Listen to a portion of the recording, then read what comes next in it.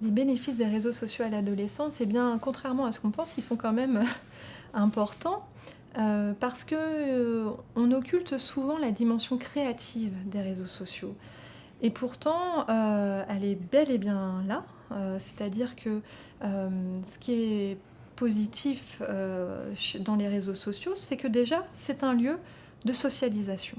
C'est-à-dire que c'est un lieu où je retrouve mes copains, tout simplement, et avec lesquels je peux discuter sans crainte, d'être, jugée par un adulte et cetera. Donc je vais aussi me créer mon intimité en dehors du regard des adultes, ce qui est à l'adolescence quand même très important puisque ça va participer au processus de séparation et d'autonomisation, d'individualisation de l'adolescent.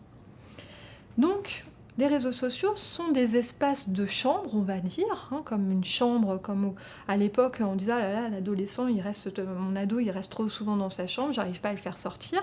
Eh bien, ce sont des espaces de chambre virtuels, hein, dans lesquels on est en lien avec nos camarades de classe. C'est positif aussi, parce que, on va expérimenter la relation à l'autre et notamment la relation à l'autre sexe.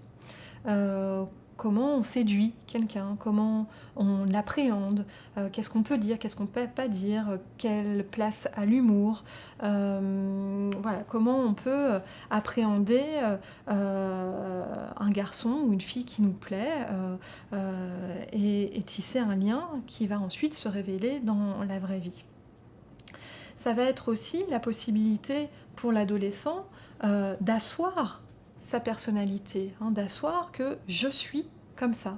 Et donc on voit que beaucoup d'adolescents, par exemple, vont utiliser les chroniques, hein. Donc il y a pour ça Wattpad, hein, qui est cette communauté d'écrivains en ligne qui a énormément, hein, d'écrivains jeunes qui racontent leurs histoires. Alors et là, ils prennent la casquette d'un écrivain ou ils racontent des histoires qui leur auraient réellement arrivé.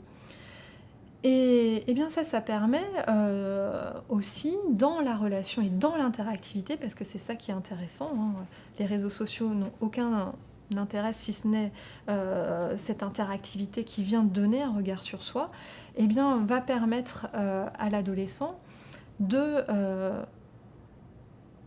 de soutenir son processus de subjectivation. C'est-à-dire qu'il va pas permettre à l'adolescent de se trouver en tant que sujet inscrit dans une société, dans une communauté sociale, dans une communauté de pairs, et donc d'expérimenter tout ce qui va avec quand il s'agit d'appartenance à un corps social.